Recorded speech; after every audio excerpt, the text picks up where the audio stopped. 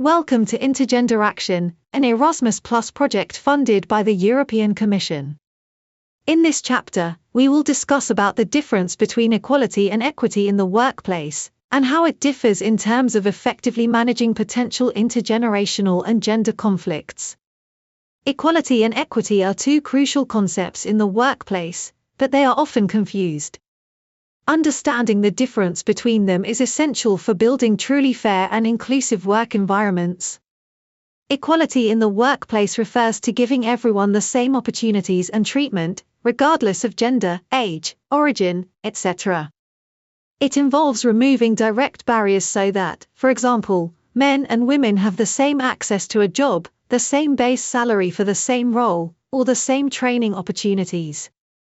Its goal is uniformity in conditions. On the other hand, equity goes a step further by recognizing that not all people start from the same point due to historical or systemic disadvantages. Equity seeks to provide each individual or group with the specific resources and support they need to achieve a fair outcome. For example, pay equity does not only mean equal pay for equal work, but also analyzing whether women are underrepresented in higher-paying positions and taking corrective action. Another example of equity could be offering flexible hours to parents so they can balance work and family life, or providing additional technology training to older workers who need it. Its goal is justice in outcomes, adapting to individual needs to level the playing field. In short, while equality focuses on uniformity of opportunity and treatment, equity focuses on the fairness of outcomes, adapting resources to compensate for disadvantages and ensure that everyone can thrive. If we look at these differences from an intergenerational perspective, we see that different generations have experienced different socio-economic and cultural realities. Equality, by focusing on giving everyone the same, can be perceived differently.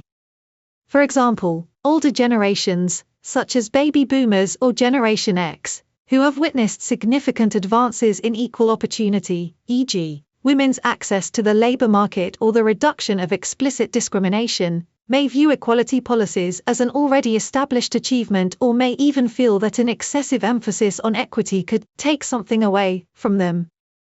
Their educational and work experience may have been more closely linked to linear career models and less flexibility.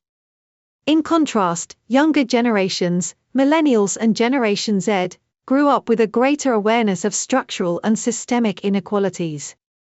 For them, mere equal treatment may not be enough if the initial disadvantages are not corrected.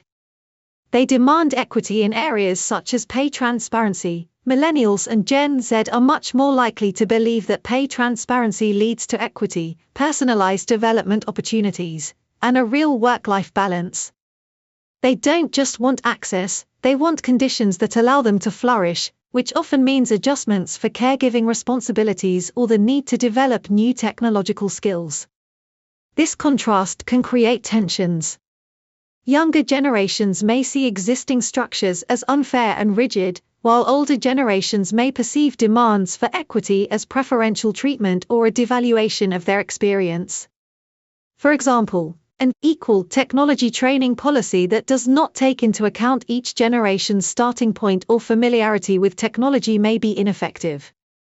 Here, equity would involve offering support and training tailored to different starting levels, benefiting everyone and closing intergenerational skill gaps. When it comes to gender, the intergenerational impact of equality and equity is also crucial.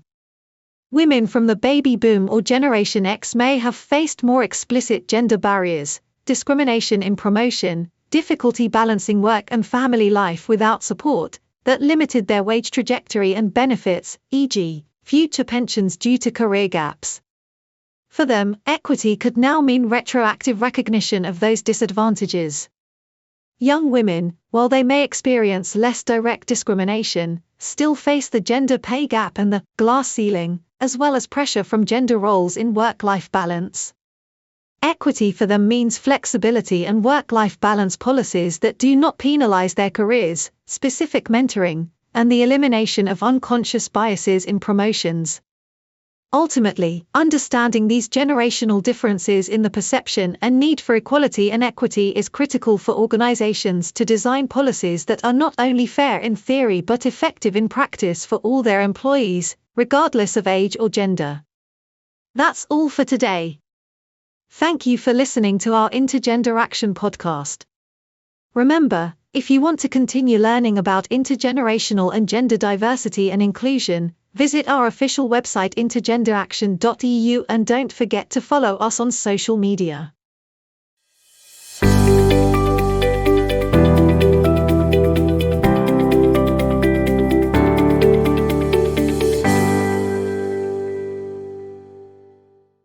Funded by the European Union. Views and opinions expressed are however those of the author only and do not necessarily reflect those of the European Union or the European Education and Culture Executive Agency, EACEA.